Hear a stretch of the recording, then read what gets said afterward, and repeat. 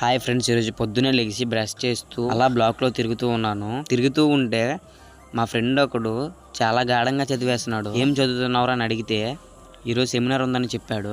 ఈరోజు సెమినార్ ఉన్నట్టు నేను మర్చిపోయా. ఇంక వాడు చెప్పిన మాటతోనే అలా ఫ్రెష్ అయ్యేసి మా ఫ్రెండ్ నేను నైట్ పొద్దున్నే నిద్ర లేపమన్నాడు. వాడి దగ్గరికి వెళ్ళి లేపుతుంటే చూడండి, వాడు ఎంతసేపు లేపినా లెగట్లేదు. వాడు చెప్పాడని నేను అంతసేపు లేపుతున్నాను, కానీ వాడికి నిద్ర ఎక్కువైపోయింది. వాడు ఎంతసేపు లేపినా లెగలేదు. సో నేను అక్కడి నుంచి అయితే వెళ్ళిపోయాను. సో అక్కడి నుంచి అయితే వెళ్ళేసి బుక్ అయితే తీసాను, ఎందుకంటే నేను సెమినార్కి ప్రిపేర్ అవ్వాలి కాబట్టి. సో అలా బుక్ అయితే ఓపెన్ చేసి నా టాపిక్ ఏదో చూసుకొని ప్రిపేర్ అయిపోయాను. ఇంకా అలా టైం చూస్తే మెస్ టైం అయిపోయింది. సో మెస్కి వెళ్ళి వచ్చేసాను.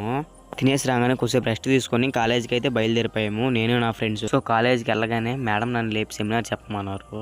నేనైతే చాలా భయపడ్డాను. చూశారు కదా, కొంతమంది జోకులు వేస్తున్నారు నా పైన. వాళ్ళు వేసిన జోకులకి నేను కూడా నవ్వేశాను. సో ఇంకా సీరియస్గా సెమినార్ చెప్పడం స్టార్ట్ చేశాను ఫ్రెండ్స్. చూడండి మీరే, నాకైతే చాలా భయం వేసింది ఫస్ట్ టైం చెప్పడంతో. ఎలాగోలా భయపడుతూ చెప్పేశాను ఫ్రెండ్స్. నా సెమినార్ అయితే పూర్తి అయిపోయింది. ఇంకా అలాగే మా ఫ్రెండ్స్ కూడా చెప్తున్నారు, వాళ్ళు చాలా బాగా చెప్పారు. నేనైతే ఒక పెద్ద ఎక్స్పీరియన్స్నే ఫేస్ చేశాను. సో ఫైనల్గా చెప్పొచ్చు ఏంటంటే, ఇలాంటి ఆపర్చునిటీస్ దొరికినప్పుడు మిస్ చేసుకోకండి. అండ్ అలాగే ఇలాంటి ఎక్స్పీరియన్స్ మీరు ఎప్పుడైనా ఫేస్ చేస్తుంటే కామెంట్ చేయండి ఫ్రెండ్స్. ఉంటాను ఫ్రెండ్స్.